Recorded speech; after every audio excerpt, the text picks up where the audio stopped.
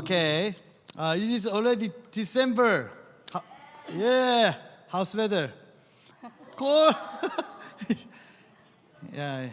It is the official winter season, right? Yeah. Personally, this weather is absolutely good for me. Yeah. Okay. So yeah, keep your health. Okay. Okay. Yeah. It is already December. It's closing edge of 2025. Matatapos na po ang 2025. This month, I hope we confess that Jesus who came to this world is our Lord. Ngayong buwan po ay naasahan natin na ipahayag po natin ng buong puso na si Jesus na siyang pumunta dito ay ating Panginoon. Amen. Amen. Yeah, I recently read the science article. Meron pong binasa recently si Pastor na science article. Yeah, can you show the screen? Yep. Yeah.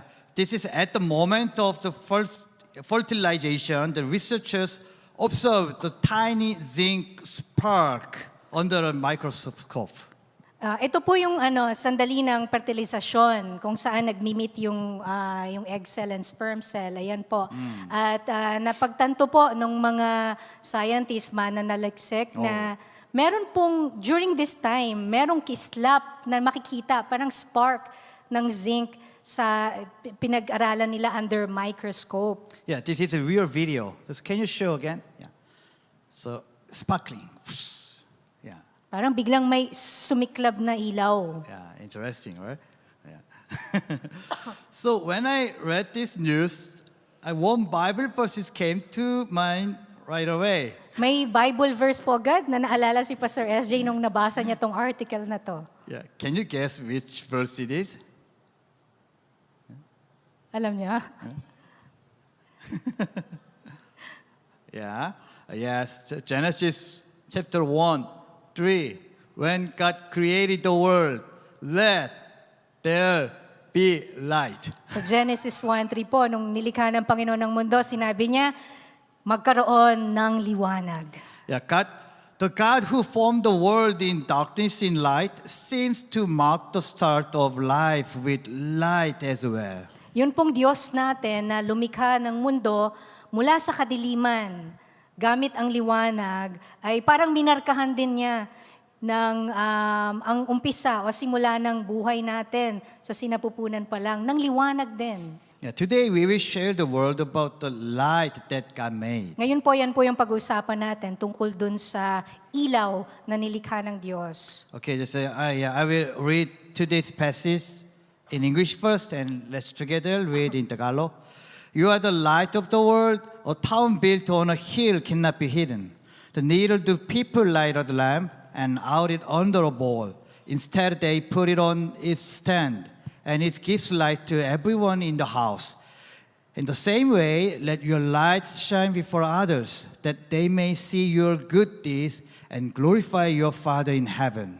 Sa Tagalog po, sabay-sabay po nating basahin. 1, 2, 3. Kayo, ang ilaw ng sanlibutan, ang isang lungsod na nasa ibabaw ng burol ay hindi maitatago. Walang taong nagsisindi ng ilawan at pagkatapos ay tinatakpan yon ng takalan. Sa halip, inilalagay niya ito sa lalagyan nito at nagbibigay ito ng liwanag sa lahat ng nasa bahay. Gayun din naman, paliwanagin ninyo ang inyong ilaw sa harap ng mga tao upang makita nila ang inyong mabubuting gawa at luwalhatiin nila ang inyong amang nasa langit. Amen. Amen. Amen. Jesus calls us light. Tinatawag po tayo ng Panginoon na ilaw. Yeah, God placed His character inside light. Inilagay po ng Panginoon yung kanyang karakter sa loob ng ilaw. Yeah, first one is light shines in the darkness. Ang una po ay ang liwanag ay sumisikat sa kadiliman. Yeah, John 1:5, the light shines in the darkness, and the darkness has not overcome it. Patuloy na lumiliwanag ang ilaw sa kadiliman at kailanmay hindi ito nasupil ng kadiliman. Yeah, even a small candle overcomes total darkness. Kahit na po yung maliit na kandila ay kayang talunin ang ganap na kadiliman. In John 8:12, Jesus said, I am the light of the world. Whoever follows me will never walk in darkness, but will have in the light of life.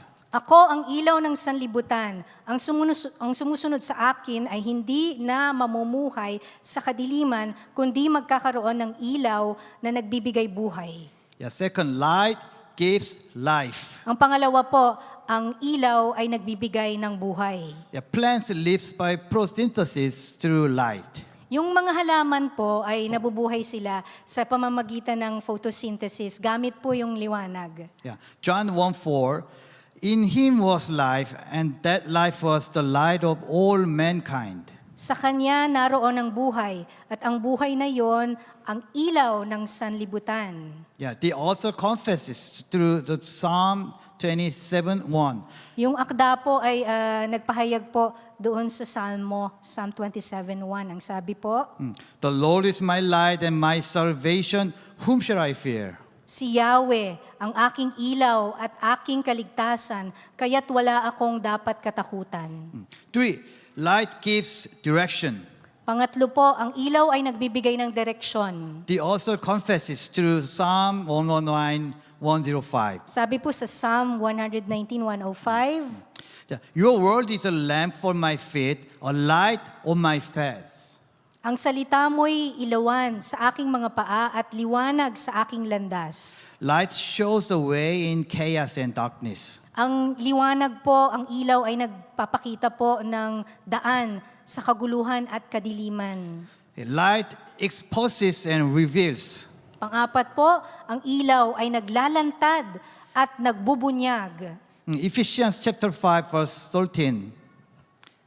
Yeah, but everything exposed by the light becomes visible, and everything that is illuminated becomes a light. Sabi po sa Ephesians 5:13, ngunit ang anumang nabubunyag sa liwanag ay nagiging malinaw, at ang lahat ng nabibigay liwanag ay nagiging liwanag. Yeah, light burns with the fire. Ang liwanag ay nagsusunog gamit ang apoy.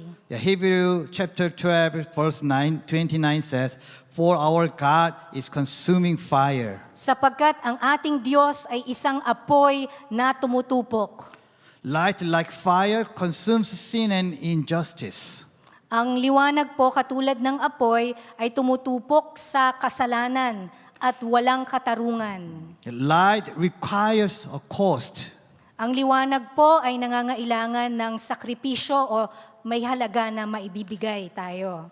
A candle gives light by melting itself. Katulad po ng kandila, ito po ay nagbibigay ng ilaw sa pamamagitan ng pag-melt nito sa kanyang sarili, di ba? Natutunaw siya, pero nagbibigay siya ng ilaw.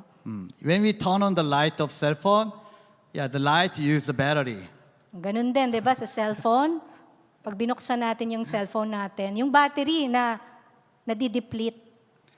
Yeah, to shine and bring life, we accept sacrificial love. Para po tayo ay magliwanag, kailangan pong tanggapin natin na dapat tayo ay magmahal ng may sakripisyo. Yeah, Christmas is the start of the ignition of light on earth. Yung ngayon po, Pasko, ito po yung araw kung saan nagliyab ang liwanag dito sa mundong ito. Yeah, Jesus was born in an old manger in Bethlehem because the world was dark and without light. Ang Panginoong Hesus po ay ipinanganak siya dito sa lumang sabsaban sa Bethlehem kasi po ang mundo talaga ay madilim at walang liwanag. Jesus entered the darkness of sin and revealed light. Pumarito po ang Panginoong Hesus sa kadiliman na ito, sa mundong ito, para tupukin ang kadiliman, ang kasalanan, at ihayag niya ang liwanag, i-reveal ang liwanag. Yeah, he's shown by the lifetime of self-giving, sacrificial love.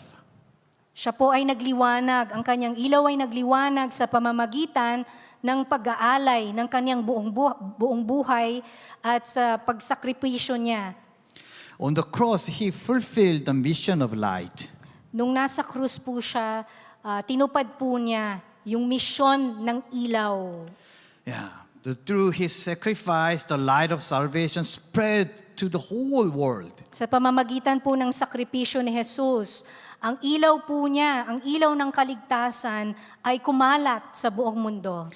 Today we live as a people born again by that light. Ngayon po, tayo po'y nabubuhay bilang mga born-again believers, pinanganak muli sa pamamagitan po yon ng liwanag na ibinigay ng Panginoong Jesus. The joy of Christmas is this ignition, God's light turned on within us. Ang kalagalakan po ngayong Pasko ay mararanasan natin sa pagliyab ng liwanag na ito sa ating mga buhay, yung liwanag na binigay ng Diyos. Yeah, Jesus gives us the same mission. Parehas na mission po ang binigay sa atin ng Panginoong Jesus. Yeah, just I want to read the main verse again, Matthew 5:14 to 16. You are the light of the world. A town built on a hill cannot be hidden. Neither do people light a lamp and put it under a wall.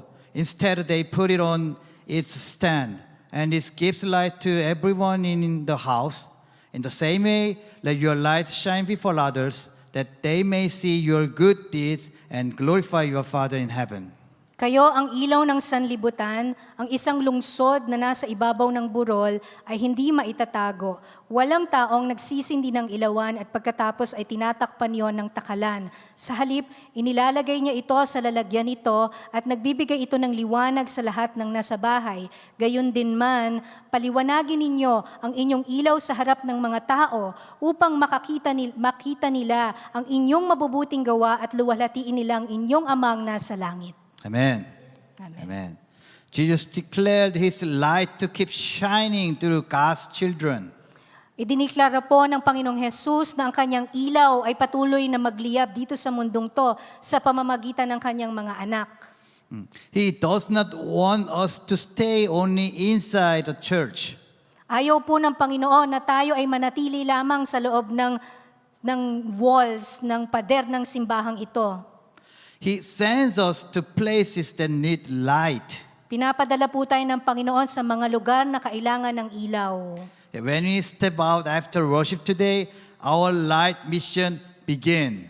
Kapag tayo po ay lumabas sa simbahang ito, nag-uumpisa po ang misyon ng ating misyon bilang mga ilaw. Once again, when we step out after worship today, our light mission begins. Ulitin po, kapag po tayo ay lumabas ng simbahang ito, yun po nag-uumpisa ang misyon natin bilang mga liwanag. However, the mission must include love and sacrifice. Kailangan po merong sakripisyo at pagmamahal ang misyon na ito. How can we shine Christ's light to the people around us still trapped in sinful habits? Paano po ba natin may pagliliwanag yung ilaw ng Diyos sa mga tao sa paligid natin na nakakulong pa rin sa kasalanan, sa kadiliman? Am I ready to pay the cost like time, attention, listening, forgiveness, and honesty? Handa po ba tayo na magbayad ng halaga, ng cost? Handa po ba tayong magbigay ng oras, magsakripisyo ng atensyon, magsakripisyo ng pakikinig, magsakripisyo ng pagpapatawad, magsakripisyo ng katapatan? The spark does not require a big project. Ang kislap po na ito ay hindi talaga nagre-require ng malaking proyekto para sa atin. One word and one small action can ignite Jesus' right. Isang salita lang po na nanggaling sa bibig natin at maliit na aksyon lang na ipakita natin ay magliliyab po ang ilaw ni Jesus sa ibang tao sa pamamagitan ng buhay natin. Yes, we are weak. We often compromise outside the church. Tayo po ay mahina, kadalasan nagkokompromiso tayo, nagkakasala tayo kapag tayo lumalabas ng simbahan na ito. Yet, God knows our deep desire to love Him and to become like Him. Pero alam po ng Diyos yung malalim na desire ng puso natin na mahalin siya at maging katulad niya. Is it? So we want to give God confession and prayer. Kaya ngayong sandaling to, ipahayag natin sa Panginoon at tayo'y manalangin. Because the December is the lighting season. Right? Panahon ng ilaw ang Disyembre, lalo na sa Pilipinas. Okay, so yeah, when I confess, please accept, please pray by your confession. Kapag pinahayag po ni Pastor SJ, tayo manalangin sa sarili nating pagpapahayag. Lord Jesus, I repent of my sin and weakness. Panginoong Jesus, ako po ay nagsisisi sa aking kasalanan at kahinaan. By your blood, forgive me. Sa iyong dugo, patawarin mo po ako. Shine your light through me. Pagliwanagin mo po ang iyong ilaw sa pamamagitan ko. Let your gospel light reach my home and my neighbors and my family through me. Paabutin mo po ang liwanag ng iyong ibanghelyo sa aking tahanan, sa aking mga kapitbahay at sa aking buong pamilya. Holy Spirit, lead me. Banal na Espiritu, akayin mo ako.